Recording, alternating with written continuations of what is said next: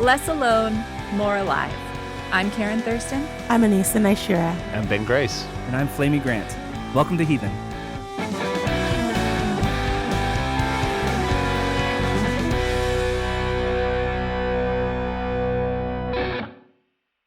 Hi, Heathens! Welcome to another episode. Welcome to the first time we're doing a video episode. Yeah. We don't know. We may or may not post this as a video episode, but if you are watching this on YouTube, that means we did. Yeah, and you're going to get so much of my blue steel face every time I notice myself on camera. You'll notice that my face just goes all of a sudden, and it's going to be great. My eyebrows go up, my cheeks go back. It's wonderful. My jaw will be sore by the end. Yes. And here we are. Absolutely. We're all in this together. If you just paint it all on, Karen, you don't have to worry about that shit. It is nice. If only I had the timing conviction. All right, so this feels like a Heathen Classic episode because you and I are back together hosting, which we haven't done in a while. That's fun and nice. We Exactly. We got the new hosts, and we've been coupling off in different groups and everything. But this feels like season 2 Heathen right here. Little throwback.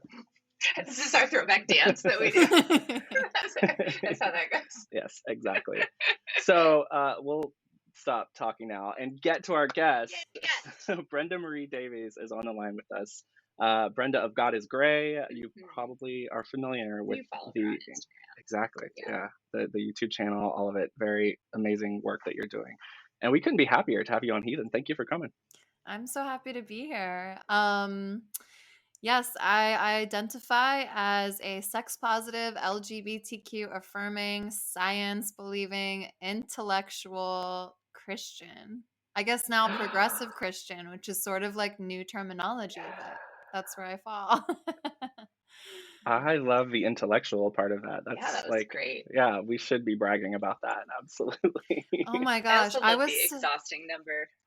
Yeah, I was just so jealous when I was younger of people that were allowed to use their intellect to make decisions. Like I watched friends of mine move through the world really intuitively and use information and facts and different anecdotes from other people's life to like figure out which direction to go. And I was like so jealous of that. I was like, I'm not allowed to use my mind. I have to use this black and white, quote unquote, Bible and this really restrictive ethic on every single decision that I'm making in my life. Yeah. It's a whole other layer of work too, because you have to actually find the Bible verse that applies. Like you have to go in and dig through it and find the text that you can somehow twist and contort to make your point. So much work. Yes, denying science, not affirming. Yeah, sorry, I keep interrupting you. But denying science, not affirming you're queer okay. people. Might have a little delay. Oh, okay. All of that stuff is exhausting. It's so exhausting because it really fundamentally at its core makes absolutely no sense. Like when you look at all of the hoops you have to jump over to not affirm people and to deny different elements of science, it's exhausting. It's so much. And it's not like, I mean, I know the accusation is like you're succumbing to culture and you've dipped your toe into that and you're gone astray. And it's like, no, it's just acknowledging reality and then figuring out, which is very easy to see, where divine thrives and lives and moves through those spaces, which is so enlightening and beautiful. And yeah, definitely a part of spiritual practice. I love how I've heard you talk about why you chose the title God is Gray for your platform. I'd love it if you would like give us just a quick version of that, because I feel like we also have a title that can set certain people aflame with with a little bit of resistance. In fact, we've had a hard time sometimes getting guests on the show because they're like, I don't know if I can be on a show called Heathen. Just don't put it under my face on the thing. My picture. I'll proudly wear that. I'm down. Post me all you want as a heathen. Yay. Yeah, it was actually a really beautiful moment because when the concept came to me for this YouTube channel, it really all began because I had written a very messy, much longer version of my memoir on her knees, and I was trying to get it published, or I was trying to figure it out. And I've always wanted to be a writer, but really what I wanted to do with this book was to share my story because I just found it impossible to believe that I was alone. And at that time, I completely thought I Mm, was alone. And I know there are pioneers that have come before me now. And I'm so blessed to say so many of them are friends and have even endorsed my book, like Pete Enns and Linda K. Klein was doing her work for 12 years, and all of these different people. Obviously, Rachel Held mm, Evans and all of these wonderful, wonderful people that have already been in that space, but I had no idea they existed. So I was on my lonesome journey thinking there has to be someone that can relate to this story. And I know that it's a message that has to be heard because it's all about purity culture. And I don't know when people are listening to this right now, but right now in the news is the murder of these women at the massage parlors. This obviously racist motivated murder, but also the kid who is the son of a Baptist minister. And it's all entangled in purity culture mm, and misogyny and the way the church perpetuates these ideals. So I always saw the harm in the world, always. And I really wanted to speak to it, but I was approaching publishers and they kept saying, there's no audience for this. We like the idea, but there's no audience for this. And I was like, yes, there is. Yes, there is. And this is also before Donald Trump and everything. So bear that in mind because I oof, think even though the moral majority existed and people kind of knew that there was this evangelical undercurrent in our government, it definitely wasn't as blatant in your face and obvious as it was with that whole delightful time on our American history page. But mm, so no one was really seeing it. And I went on YouTube and I was Googling just to find camaraderie there. I was like, where are positive Christians? There must be LGBTQ affirming Christians. And instead, I was assaulted by the same toxic rhetoric and theology that I had grown up with. I found a myriad of young people on YouTube who were endorsing purity culture, talking about if your spaghetti straps aren't, wide enough, who knows what's going to happen to you. And it was just all of the same stuff. I was like, I can't believe this is still the prevalent nature of this conversation. It hasn't evolved because at the time, I had been out of church for maybe 5 or 6 years on what I was calling my prodigal son journey. I didn't have the word deconstruction. It was just prodigal son. And then my mm, final straw was a girl saying that God is her birth control. And she's sitting in her glass house, almost literally, with like all this affluence. She obviously has the money to pretend that God can have some sort of biological say in whether or not you're getting pregnant. And I know people might push back on that. I definitely do believe in divine intervention. I do believe in miracles. I hold space for things like that to happen. But when we're denying that there are real barriers to pregnancy that you want to use if you're not interested in getting pregnant, that is when it becomes a problem. mm, So she kind of gave this message without the caveat of like, oh, but if you don't want to get pregnant, X, Y, and Z. It was just like, trust God. And I got so angry. I was storming around my house. I picked up and dusted off this camera, literally, that I'd had in my closet that I never used. Hmm.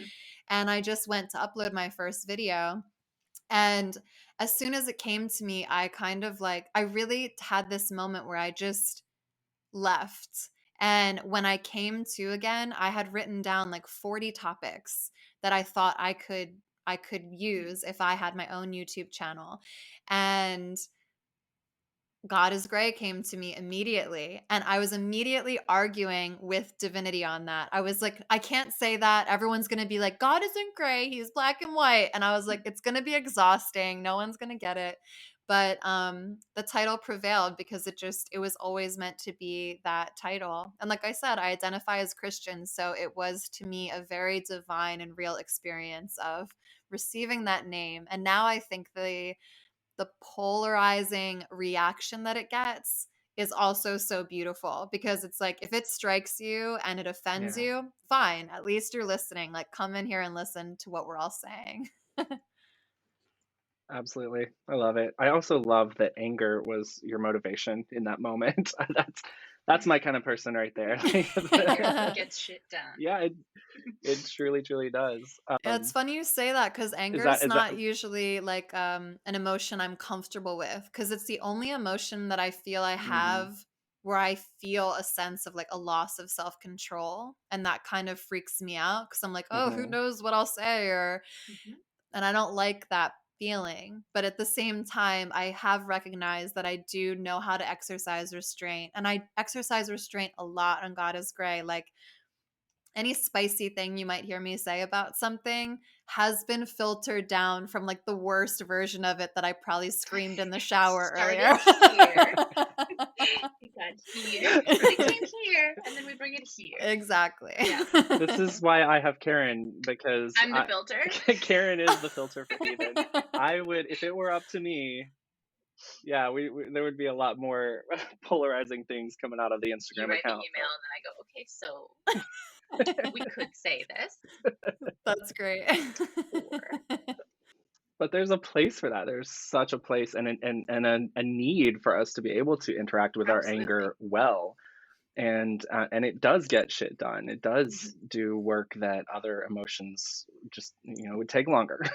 Yeah. And I mean, we see it all around in the world today with just any number of injustices and how they are often anger motivated and outrage, but anger from this place of justice, just a justice oriented anger. That's my favorite. I love when people are standing up because they see how others are um, being Yeah. oppressed, being traumatized, being hurt. That's a really interesting distinction too, because my personal definition of sin, which is just something that simplifies it for me in my head, is to see it as anything that causes harm. You're outputting Mhm. harm, you're inputting harm, you're harming the environment. Mm, Like I'm on a journey of becoming vegan. Cheese is the last thing that I have to let go of. That's the hardest to let go of. But it's like, Cheese is the final frontier. it really, I mean, cheese is amazing. But here we are, and the reason is because it's like I can only spend so many hours or so many years in denial of certain realities, and if I'm causing harm in the world, you really have to confront it at a certain point. And to your point, Flamey, like anger, when used in a sinful way, by my definition, would be when you're just harming people because you're hurt yourself, you're outputting it, you're making other people feel ashamed or whatever. And there is a place for that, and I give grace, especially when someone's in a marginalized community. I think a lot of people will angrily output shame, like you should have known, or you should have already been on this journey 20 years ago. And that's okay, because everyone is going to process this differently, and marginalized people absolutely deserve and need the grace and space to process it however they want to. And I think it's up to us, those of us, myself primarily, that's standing in a space where I've not been marginalized in any way except for maybe being a woman. But even that, I feel like I've enjoyed the fruits of being like a beautiful tall blonde woman, which is a whole other story. So when we talk about righteous anger, it's like you may think I'm harming you for calling you out and taking you to task, but I'm not harming you. I'm calling you to do better. I'm asking for you to look at the mm, plank in your eye and acknowledge it. And if it harms you, quote unquote, by making you lose a position, like this pastor that just went viral for having that whole sermon where he was body shaming his wife and saying she had to give him sex. Did you guys see that? Yeah, yes. that was a winner.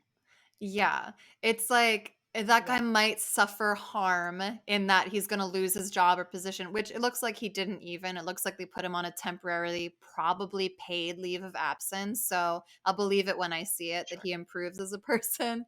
But it's like, that's a righteous anger. We have every right to be mad at that person righteously out of love because he is causing pain to others and it just needs to stop. I mean, is that the way you see it as well?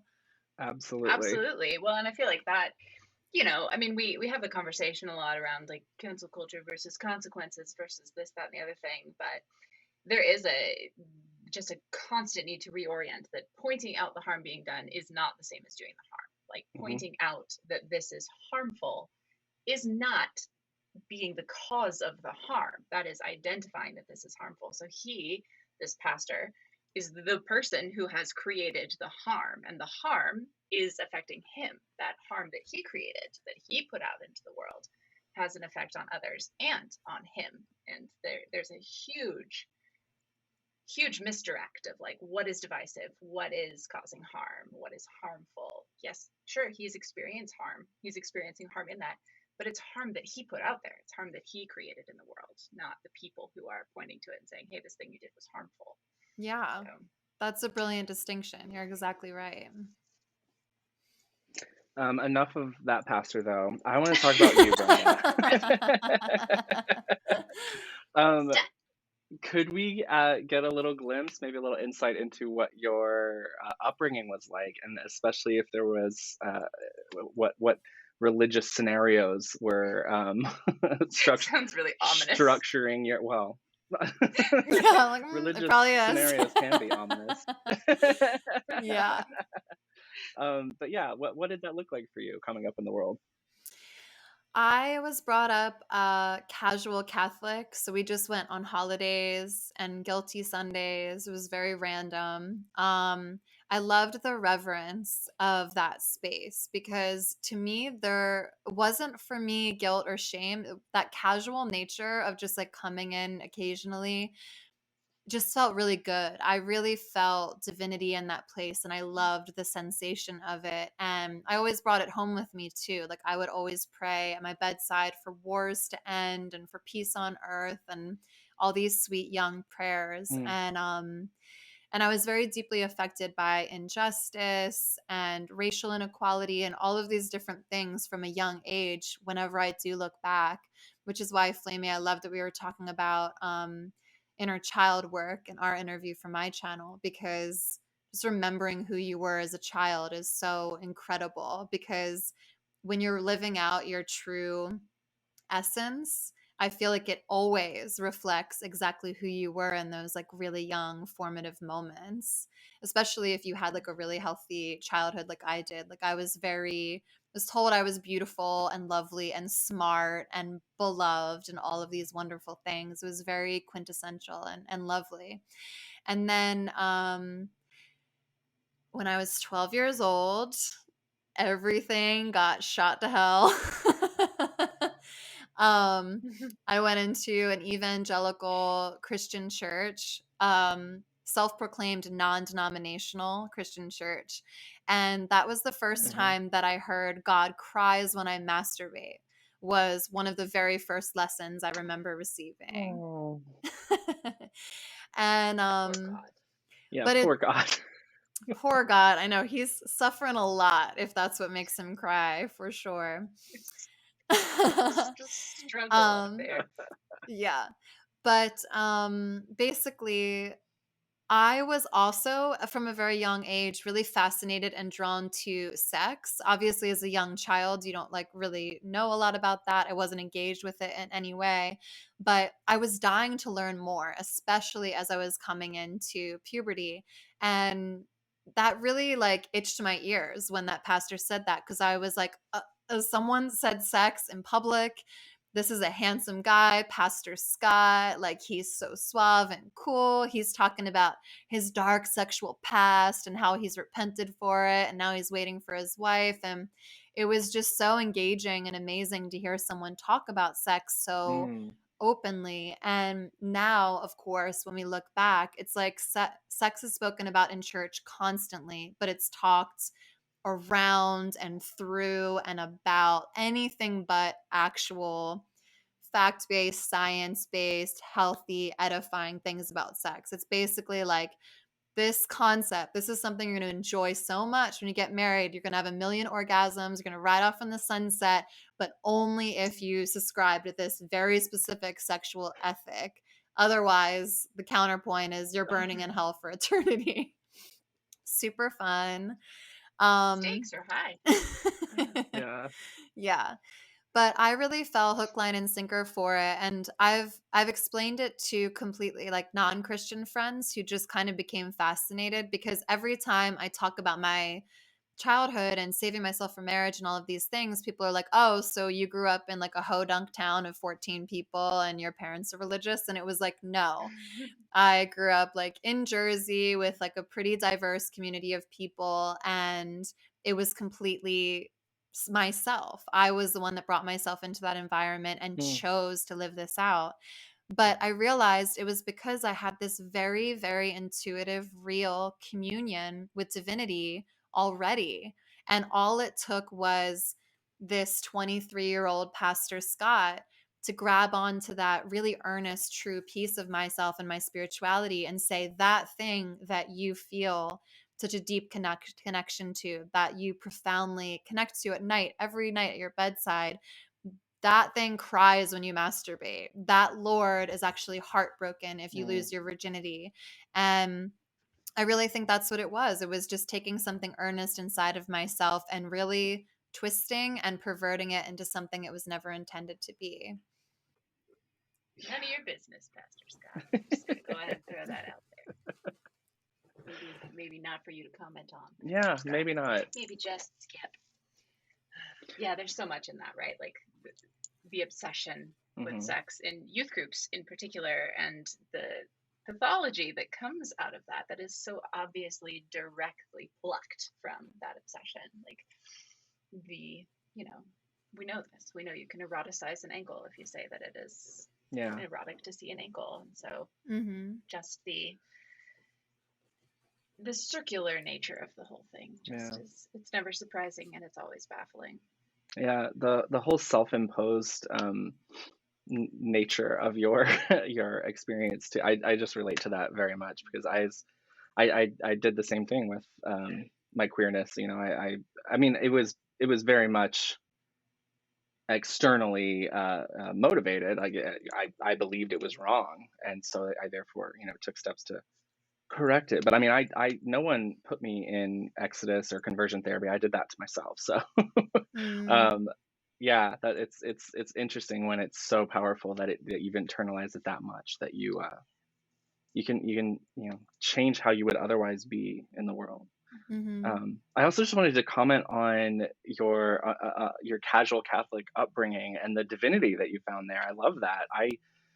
Growing up super Southern Bible Belt fundamentalist evangelical, the first time I went to a Catholic church was just, I felt similarly. It was or Catholic service. I loved the ritual. I loved that I didn't know what the hell was going on. All of a sudden, everybody would just in unison say something, and I'm like, "What? Oh, okay."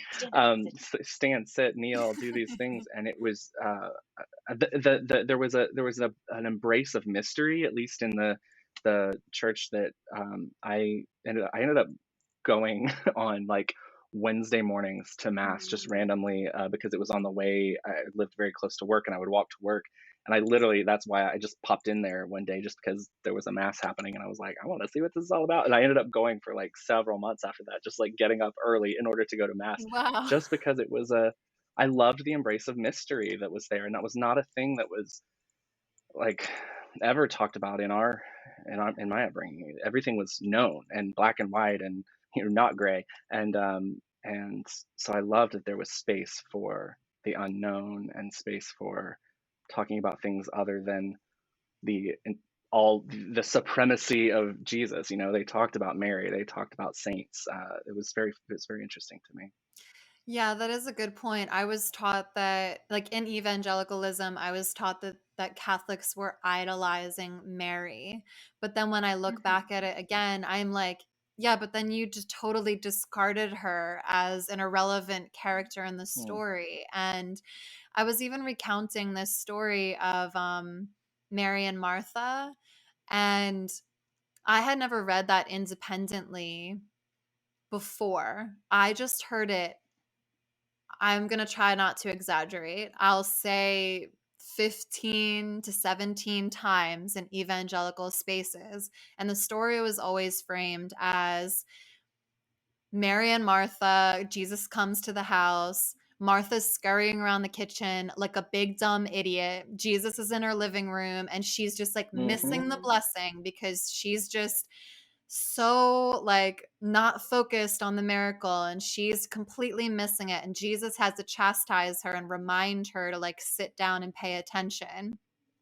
And I read that years later, like after my deconstruction / prodigal son journey, and I was like, "Ah, this patriarchal church that taught me this total and utter BS, like, why did you not mention that historically she had no other option? You think Jesus Christ could walk into her house and she'd be free to sit down and listen to the message without being chastised by every single man in that room? Yeah, like there's no way that she was welcome. And I'm like, when Jesus said that, that was a feminist move. He was saying, hey, you don't have to Mm, do that. You don't have to be in your patriarchally deemed role and scurry around the kitchen like that. Please come here, sit down with me, and partake in this blessing. And it's just like there's so many layers to it when you realize how we've discarded the importance of the feminine divine. Even in the original text of the Bible, in the very beginning of earth, which makes mm, complete sense, it mirrors the way that we are procreated on this earth in general. It is a mixture of feminine and masculine pronouns. Both pronouns come together to begin the world, and that is a story of creation. And then our patriarchy took that story and completely washed it. And it's all masculine pronouns. So our male god with his penis and balls made the earth all by his self. he just ejaculated it out there into space. Woo, Well, it's because he spent that's so much time because he wasn't masturbating. Yeah, God, let me Right? masturbate. So he had time. God Right? spilled his Make a seed, little and here we world. all are. Here we are. But that's such a huge part of my deconstruction too. And you just reminded me of it because it's like Mm, the Catholic Church has so many problems. We know. I made a joke the other day that the mhm, like RIP to the Pope. He's not dead. He's just dead to me. Like I'm so mad at him right now. And he had an mhm, opportunity to make history, and at the same time, I don't know yeah. the nuance. There's so much, like, there's so many politics involved. There's so much history involved. I don't know how much freedom he actually had to make an autonomous decision on that, Right. whatever. But the Catholic Church, for all its flaws, allows for nuance, allows for change. They get together and have these sessions because they acknowledge that for the church to stay relevant in this world, they have to move forward and progress with society. And the fact that evangelicals will dig their heels in the ground and be like, God never changes. And I'm like, well, back in the day, people thought he changed his mind on slavery. And back in the day, he changed his Mhm, mind, and girls are allowed to choose who they get married to. Like, do you really want to go back to biblical marriage? Because that's polygamy between child brides and rich dudes. That's not really what I'm trying to yep. do. I don't know about all y'all. That's a property exchange, which is Yeah. not Yeah. something that I'm keen to sign up So for. I do have to commend the Catholic Wow, Church, and that's yes. like the ancient tradition that is shared by it's the Jewish tradition as well, where people will like Mhm. just get together and look at the text and argue about it, and will actually live in the joy of being like, "Oh, we are having a really heated discussion. We don't know what this means." I love that. Absolutely. The joy, the joy of it, the joy of being able to be open to experience change, to discover new things, to learn something from someone else who had different experience than you. Yeah, it does seem sometimes that evangelicalism and or just fundamentalist Christianity in general is the place, the one religion where that's That's not a not okay. tradition. And the audacity of that, the audacity of the assumption that everything we need to know about the divine is contained in this little tiny book that I read by the time I was, 12.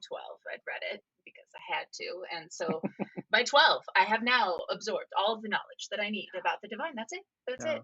God is in this book, and without the book, God is nothing. The audacity of that Yeah. premise is wild. That's it. Yeah. That makes your God so little and While fragile. still embracing notions of Holy Spirit and things like that, but really at the end of the day, it really did come down to what's in the Word, That's it. Mhm. and yeah, Yeah. And this particular interpretation of yeah, what's in the word, like mhm, this understanding of it. That's it. There's nothing else to talk about here, which is just boring. That it's so limited and so small, and it's Mm, so difficult at this point, I think, and I'm sure you experience this. I feel like YouTube is a place where a lot of evangelical fervor still lives in comment sections. But it's TikTok fascinating. seems worse though. I just got on Does TikTok it? and I'm like, I really had a beautiful experience at the beginning of God is Gray. I made one video, I think it was called Sup Haters. And I just said, I don't care. Like it was basically like, I don't care. I've heard these things. Like if you'd like to present something new, if you'd like to form a question around, if you'd like to lean into curiosity, if you'd like to respect other people's opinion while sharing your opinion, you're welcome to do that. Otherwise, I honestly can't hear what you're saying because you're not saying anything. Like I've heard it all before. And I haven't made that announcement on TikTok yet, but I might because I'm looking at my comment section and I'm like, oh, here we go again. These circular arguments that yeah. just harm people and probably ruin everyone's day, get nowhere. And it's sad because it's just Yeah. like I know again, I've been in these shoes of the oppressor for many years. If I had just had the Yep. misfortune of being 12 years old right now, I would be on TikTok creating my own jam that would be like screaming at Flamey Grant and, all of these things because Yep. I know how it feels.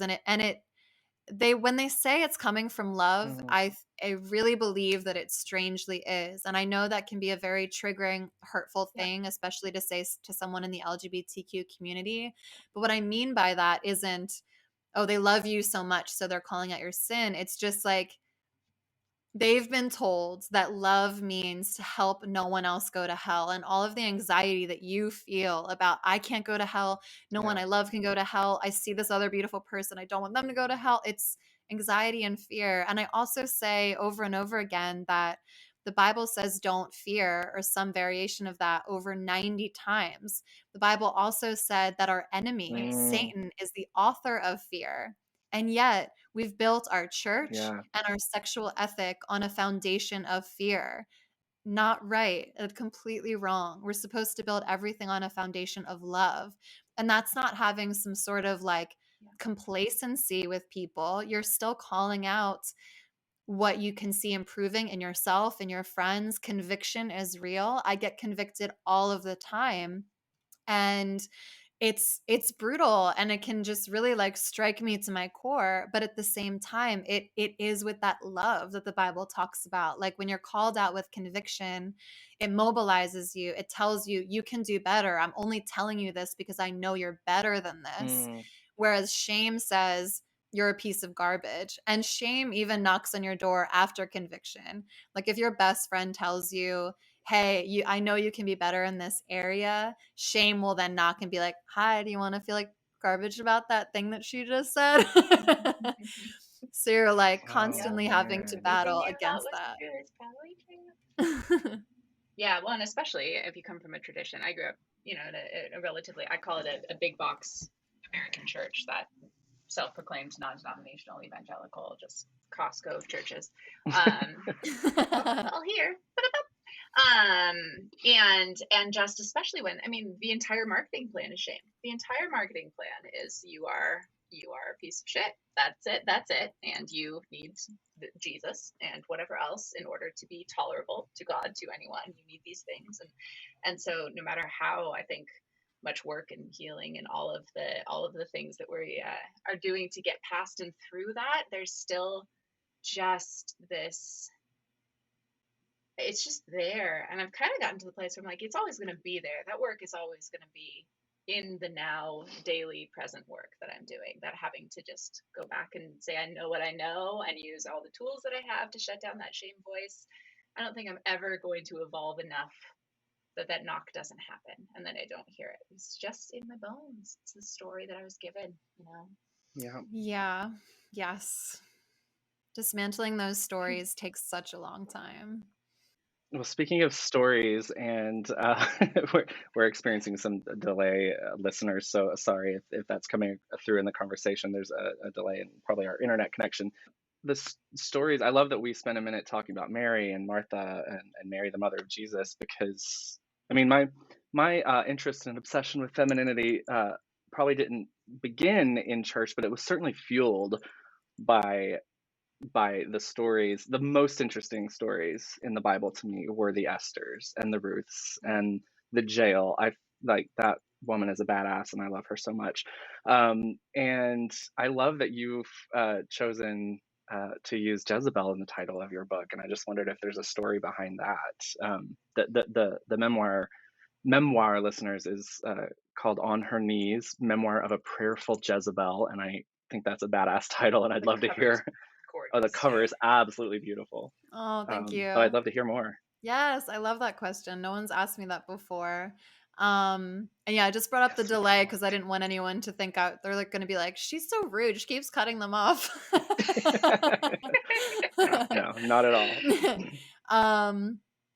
Yeah, it's funny because when I chose that title, even I wasn't very deeply familiar with the story of Jezebel, except knowing that she was a deplorable figure that everyone hated. And in my memoir iteration of it, I really mean it in the way that it's been given in my evangelical upbringing, which is just Jezebel is synonymous with a sexual girl, someone that is going to tempt you with her sexuality and lead you astray, and someone that like anyone that falls into that category, anyone that's demonized for just being a sexual being, whatever your gender might be. Obviously, it was weaponized against us as women. She has a Jezebel spirit. She's got the spirit of Jezebel, actually being told that there's some sort of demonic force at work inside of you because you're having hormonal changes.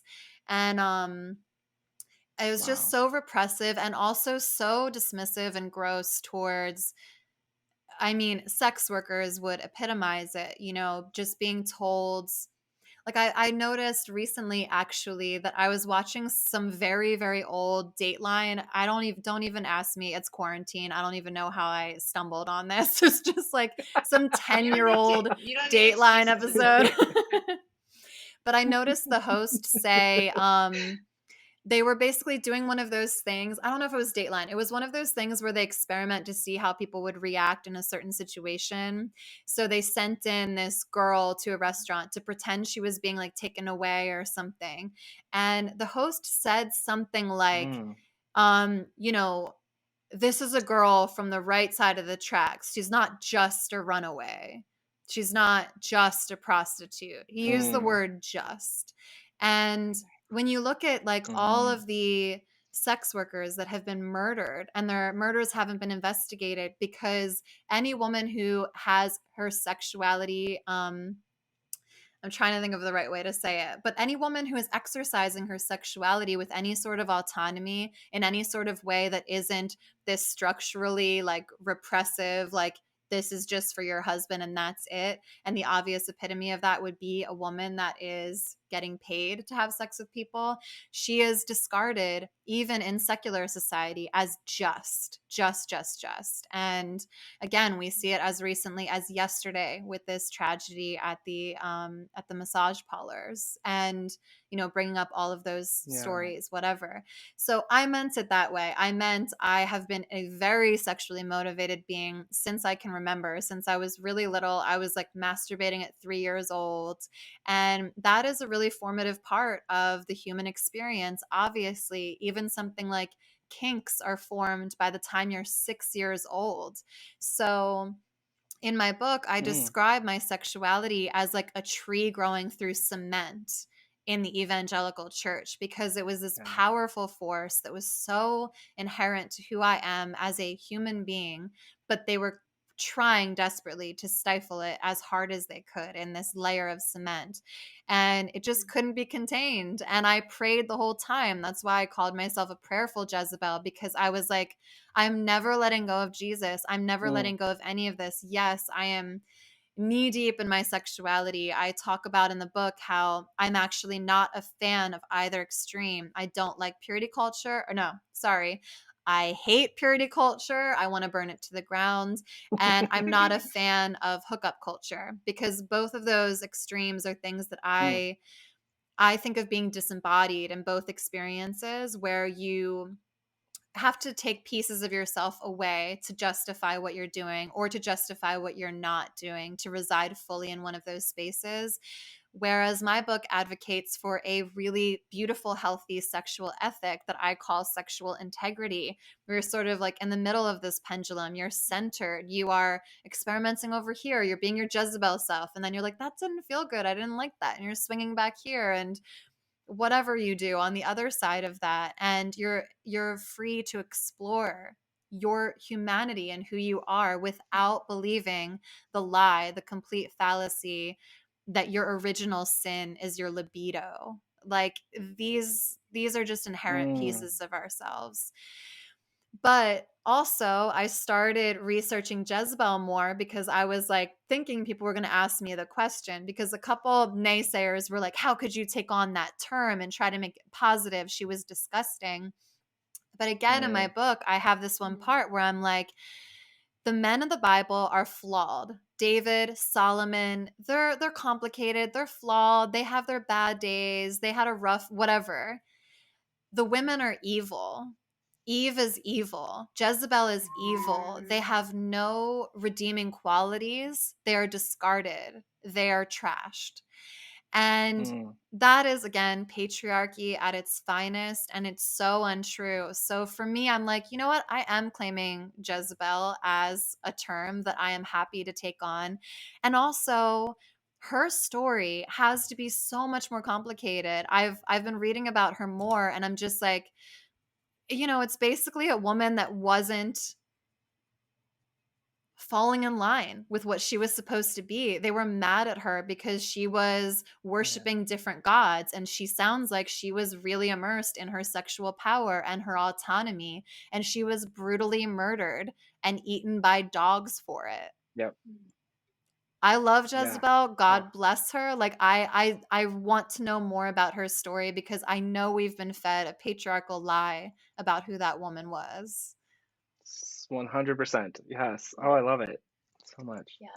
I mean, that's just, isn't that just the heart of everything? I mean, we've got what, maybe a decade now where we've had two-dimensional characters and female characters in like film, so Yeah. exciting times. And so now, neat, if we could apply that sort of critical thinking around storytelling to the Bible, that would be a really wonderful next step to take, to start going, oh, hey, maybe Maybe. these few sentences don't summarize the entirety of this woman's Yeah. character. We would have loved Jezebel. She would have been on the podcast. Yeah. I love that you brought that up too, Karen, because I've been talking to a lot more women of color and people from different perspectives that have just told me, like, when you read the Bible, think about reading it from different perspectives. What if you were reading this while Black? What if you were reading this while brown? What if you were reading this while queer?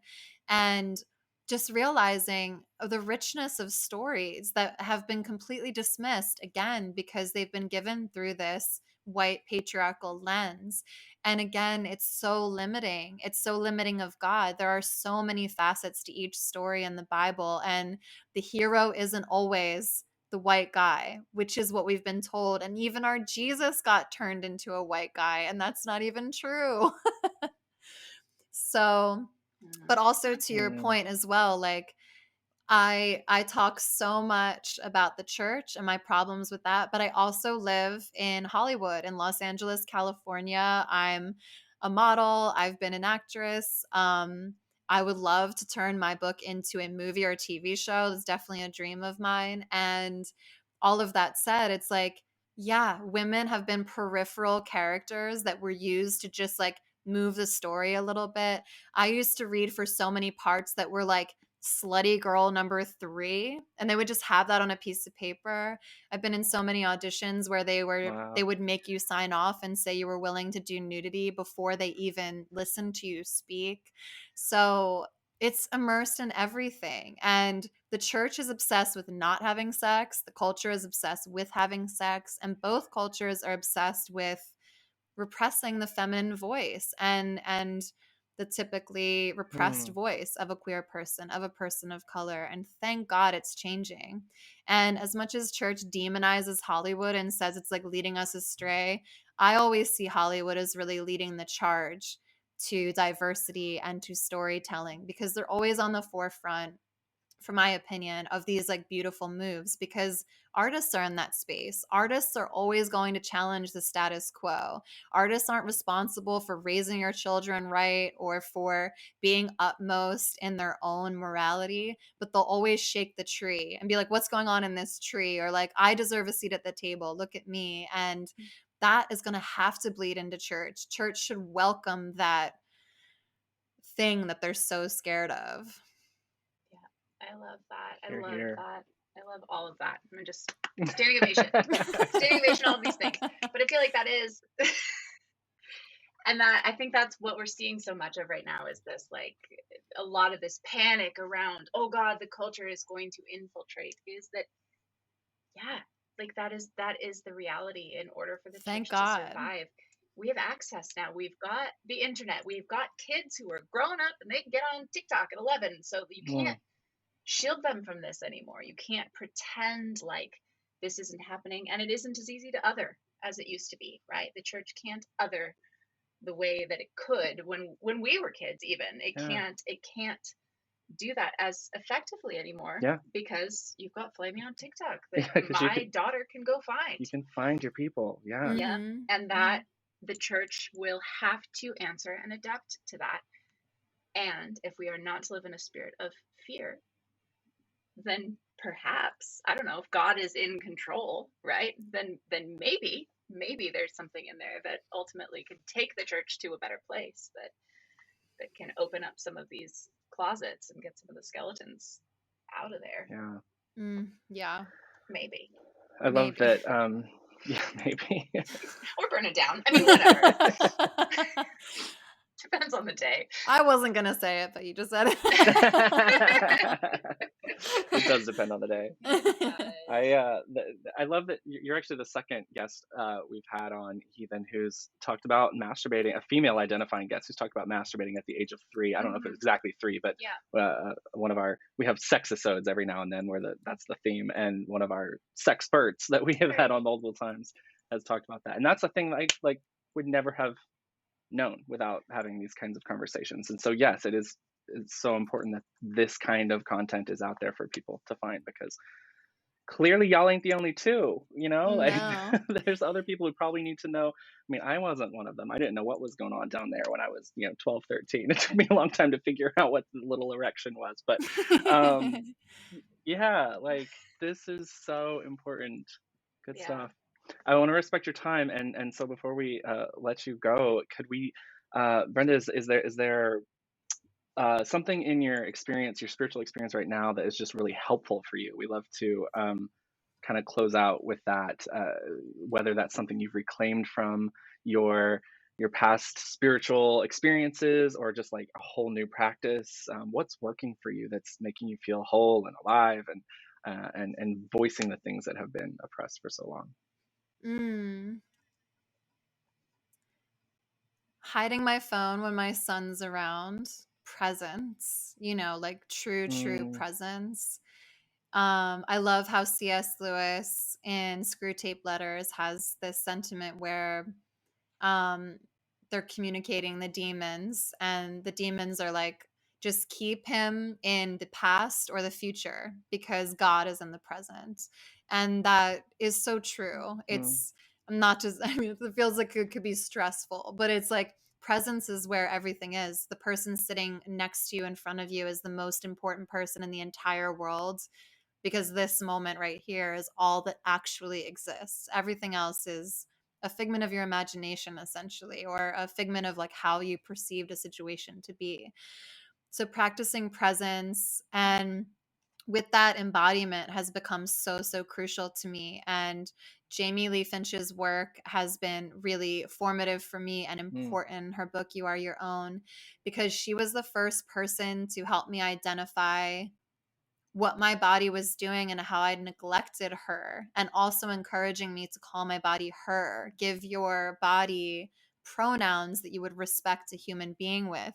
I say the same thing for animals. Don't call animals Mm, its. They're he's and she's. Like whenever you say it, it's to intentionally dismiss something or make it on a lower level than you. We are he's and she's out in this world, including your body. And so just like paying attention to her and realizing all of the gifts she gives me and the favors she gives me, like I don't do yoga mm, because I have to or because it's something on my like self-care list. It's because my body starts talking to me and she's like, "You've been hunched over your computer. Like, I need this from you right now."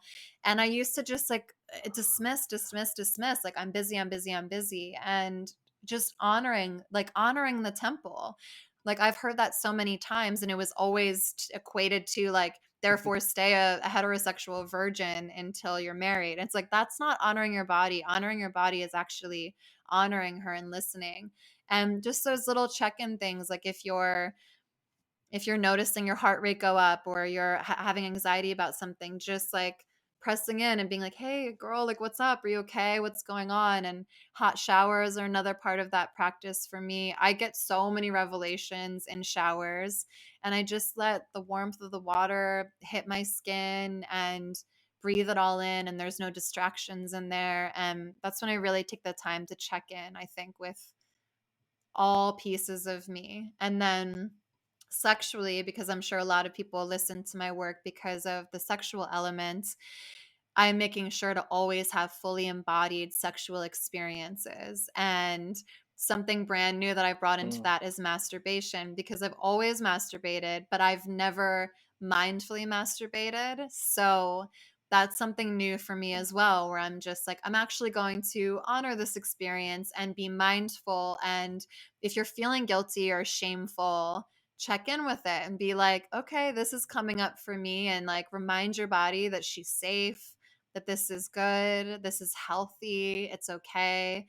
And then I think that's such a beautiful practice, because then when you have a partnered experience in your sexuality, you'll have that same presence ideally, where you're like, my mind, body, and soul, we're mm. all present here in this experience. So you start with the shower, you move to your masturbation, and then I think partnered sex would be just incredible, because it's all about you're here, you're present, every single piece of you is welcomed in this experience.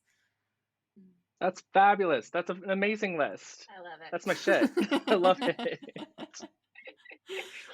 Um, okay, so the beautiful thing, folks, if any of those practices piqued your interest, and I imagine they did because you're so good at articulating how these are impacting your Mindful experience. masturbation. And mindful masturbation, Yes. yeah, come on.